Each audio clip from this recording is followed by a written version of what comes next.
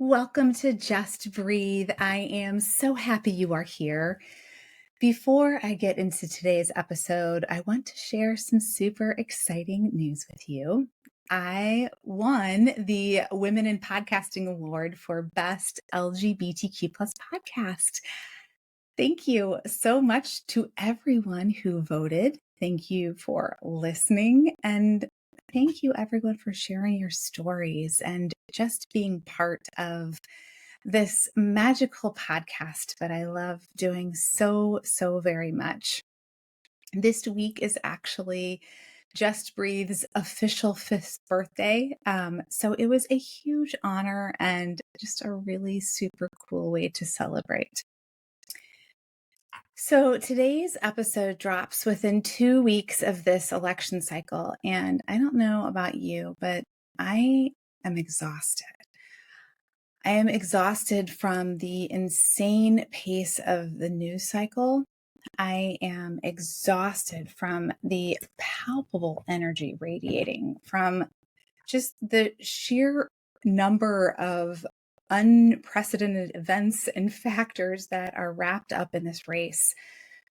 I'm exhausted from trying to wrap my head around the fact that our country is basically split down the middle when the choice seems so clear.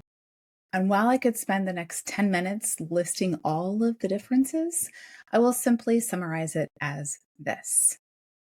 One candidate is fighting for the rights of our LGBTQ plus kids and loved ones to exist peacefully. And the other one is actively fighting against them, speaking in ugly and offensive ways about them, dehumanizing and demeaning them. And he will follow his Project 2025 playbook to reverse every single right that so many have fought long and hard for. And while I am not a fan of all of Kamala's proposed policies, I will vote for her because her pledge to fight for the rights of LGBTQ plus people is not just lip service. She already has a proven track record of doing just that. And that track record extends to women, all marginalized people, the middle class, and so on. So to me, this just seems so very clear. We can vote for people, not unchecked power. So I could totally rant and express and all of the things for ages. Just ask Steve and the kids because they get to hear me all the time.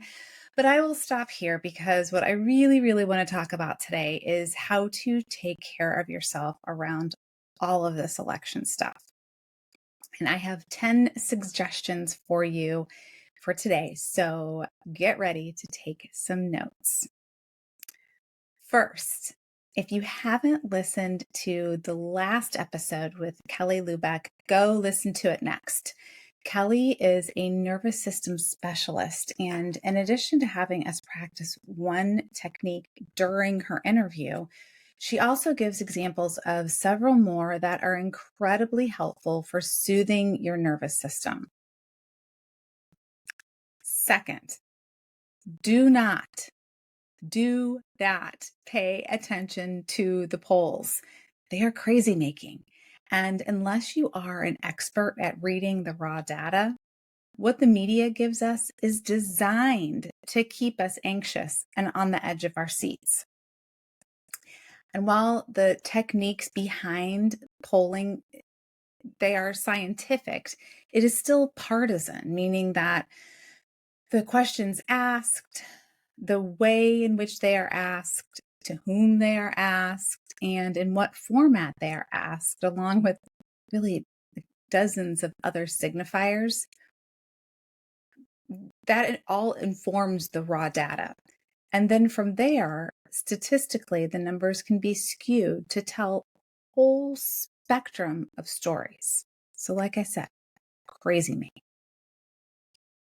Third, if you listen to podcasts both to inform and to relax, tune into the ones that help you take a breath. Use your podcast listening time to soothe your nervous system, not amp it up. If you feel like podcasts are the only way to stay informed, lean into the ones that discuss facts without the drama and the bravado. If you want suggestions, drop me an email and I'll share some of my faves with you. Fourth, laugh. Think about what really, really makes you laugh. Not just crack a smile, but that kind of laughter that causes that big, beautiful laugh to come out. The kind that makes you cry or snort or do all of the silly things that we do when we really, really laugh. Is it a favorite comedian? Is it an episode of Friends or Ted Lasso or Shrinking? Is it a silly meme or silly memes? Funny pets on TikTok. Oh my gosh. Make a point, whatever it is, find your thing or things and make a point to laugh every single day. Not only is it really, really good for your soul and your nervous system, there is scientific evidence that shows it boosts your immune system. Fifth, if doing helps you feel more calm, get out there and do. There are still plenty of things you can do in these final 2 weeks. You can volunteer for a phone bank. You can go knock on doors in a swing state if you live near one, or if you live in one. You can talk to friends and loved ones, just to name a few. 6 goes right along with 5, and it is vote. Make a plan and stick to it. I've always been an election day voter, so that is when I'm voting. But do what you prefer, what you like doing. If you like mail-in voting, do that. Sit with your friends and your family and fill out your ballot together. Do you like going early?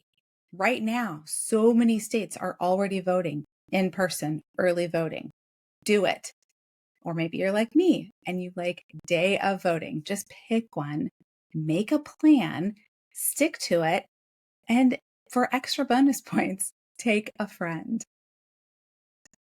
7 is about taking care of yourself. Thinking about what radical self-care looks like for you. What helps you relax, rejuvenate, just fill your cup and prevents you from feeling depleted and just down or depressed or on the verge of getting sick even. There is no wrong answer here. My self-care tools are likely very different from your self-care tools. So it doesn't really matter what mine are. What matters is that you have a list of your go-to tools, your go-to strategies that help you replenish, whether it's at that surface level, just because you need to get by today, or at that deepest rejuvenation because you just really, really need to replenish. 8 is closely related to 7, but it is significant enough to deserve its own number, and it is journal. Get your thoughts out of your head, out of your body, and onto paper. It doesn't need to be a fancy notebook, and you don't need to write in complete sentences. It can be just thoughts. Stop using shoulds as an excuse and just use this tool. Journaling has the power to change your life. If you're wondering how, just by putting all of that mental chatter on paper, you take away its power. You give yourself the gift of clarity and further, over time, the gift of objectivity and really deep healing. I cannot recommend it enough. And if you're anything like me, this election cycle has created plenty of mental chatter, perhaps even a step into hypervigilance and prepping for every single conversation you could have with the non-affirming people in your life. So grab a piece of paper and a pen and get it all out. I promise that this alone will help you feel lighter. After 8, we definitely need 9 and 10. 9 is go outside and move. Be in nature. Take a walk. Look at the beautiful colors of the trees if you live in the Midwest or the Northeast or the Northwest or wherever trees are turning their beautiful colors right now. Go smell the salt of the ocean if you live on the coasts. Stop and sit in the grass or in the sand or on a rock. Use all 5 of your senses and just be with the natural world around you. Notice the geese, like my dog does every morning on her walk. She just sits down and observes the dozens of Canadian geese meandering across the field. And frankly, I'm glad she doesn't go after them because that is a fight I know she would not win. And 10, actually take a breath. Stop and take a conscious, deep belly breath. Now do it again. If that feels good, take a few more moments and find a place to sit down. Close your eyes. Lay your hands in your lap or place them over your heart with the intention of calming or clearing all of the thoughts swirling in your brain. Take 5 deep and even breaths. Notice where in your body you feel any emotion or discomfort even. Stress, anxiety, excitement, joy, contentment. Pick one. Does it stay in the same place in your body? Or now that you're focused on it, does it move? Does it dissipate or does it feel stronger? Now think about where you feel calm in your body. Can you make that feeling spread? Picture what that calm looks like in your mind's eye.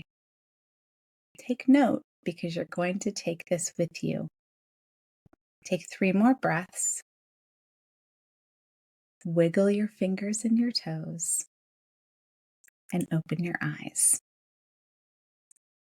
Now you can take calm wherever you go. This quick episode is another beautiful example of and, which you know I love. Fight for and do whatever you can for your LGBTQ plus child or loved one, and take care of your health and sanity at the same time. It can be both. You're not doing anyone any favors, especially yourself, by being run down and depleted. Come and join the conversation on TikTok and Instagram Reels. You can find me at 𝗛𝗲𝘁𝗵𝗲 on both platforms. Until next time, remember, you are not alone.